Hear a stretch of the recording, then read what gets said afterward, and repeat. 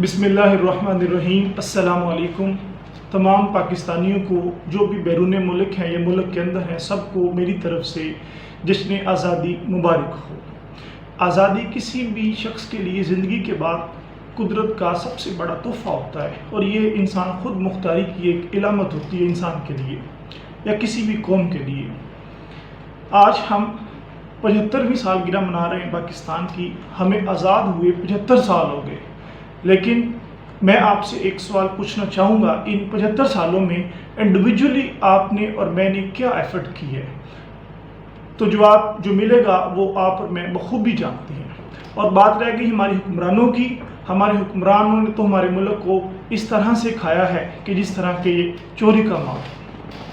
تو اصل میں قصور ہمارا ہے، ہم اپنے حکمرانوں کو بھی کچھ نہیں کہہ سکتے۔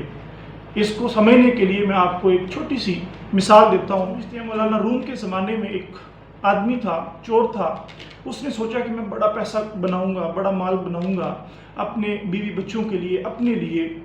وہ چوری کرنے کے لیے گھر گیا اور اس کے روشن دان پر چڑھا، اور ادھر ایک لکڑی کا فریم جس کو چوکھٹا کہتے ہیں روشن دان کے اوپر لگا ہوا تھا۔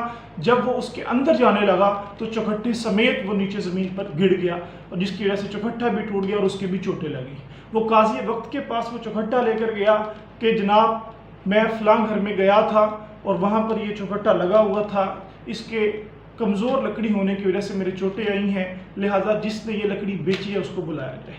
اس کو بلایا گیا تو اس نے کہا کہ جناب میرا کوئی قصور نہیں ہے، اسی گھر میں باقی سارے کے سارے دروازے بھی میں نے ہی اسی لکڑی کے بنائے ہیں، آپ چاہیں تو دیکھ لیں، اب یہ ٹوٹ گیا تو اس میں کیا کر سکتا ہوں۔ لکڑی والے نے کہا کہ یہ جس نے بنایا ہے یعنی ترخان جو بڑھئی ہے اس کا قصور ہے، اس نے اس پہ ڈال دیا۔ جب بڑھئی کو بلایا گیا تو اس نے کہا کہ سر میں نے تو ساری ڈائمینشنز ٹھیک بنائی تھیں، یعنی سارا اینگل ٹھیک بنایا تھا، اس پہ میرا قصور نہیں ہے، یہ راج گیری کا قصور ہے، یعنی جس کو ہم لوگ مستری کہتے ہیں، لگانے والے کا قصور ہے۔ مستری کو بلایا گیا، مستری نے دیکھا تو اس نے اپنی غلطی کو ایکسیپٹ کیا، لیکن اس نے بھی یہ کہا کہ جناب میں یہ لگا رہا تھا تو میرے آگے سے ایک خوبصورت لڑکی جو کہ بڑے کپڑے پہن کے گزر رہی تھی، میں اس کی طرف دیکھ رہا تھا، اس نے بڑے رنگدار کپڑے پہنے ہوئے تھے، قصور میرا بھی نہیں ہے، قصور اس کا ہے کیونکہ اس نے رنگدار کپڑے پہنے۔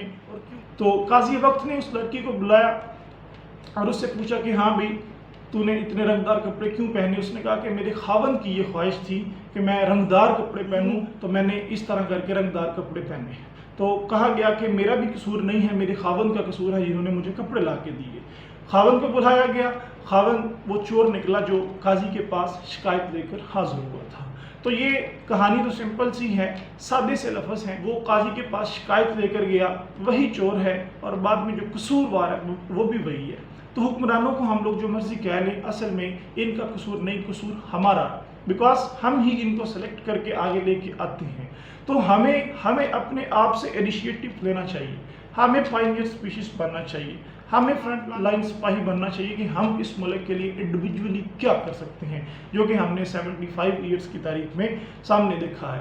ہم سے بہت زیادہ ممالک جو پیچھے تھے وہ آگے نکل گئے، اس کی جو وجہ ہے وہ ہماری انڈیویجول ایفرٹ میں کمی ہے، اور ہم صرف اور صرف اس وجہ میں چھپے ہوئے ہیں کہ ہمارے حکمران ہمارے ساتھ فلاں کرتے ہیں اور ہم باجے بجانے پہ مصروف ہیں، جبکہ دشمن ہماری بینڈ بجانے پہ لگا ہوا ہے۔ تو میری آپ لوگوں سے درخواست ہے کہ آج سے ہی 14 اگست 2022 آفٹر 75 ایئرس آف انڈیپینڈنس، آج سے ہی یہ انیشیٹو لیں کہ ہم اپنے ملک کے لیے انڈیویجولی ایفرٹ کریں گے، ہم ہی اپنے آپ کو پہلے بہتر کریں گے۔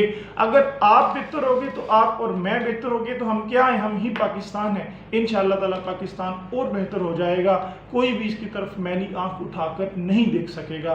تو کسی بھی کام کو کرنے کی ابتدا ہمارے لیے کوئی جنوری یا فیبروری نہیں ہے، بلکہ یہ محرم الحرام جو کہ اسلامی ویو سے پہلا مہینہ بنتا ہے۔ تو جناب آج آپ کے اور میرے پاس یہ ٹائم ہے کہ ہم انیشیٹو لیں تاکہ آنے والا جو ہمارا دور ہے وہ سنہری ہو جائے۔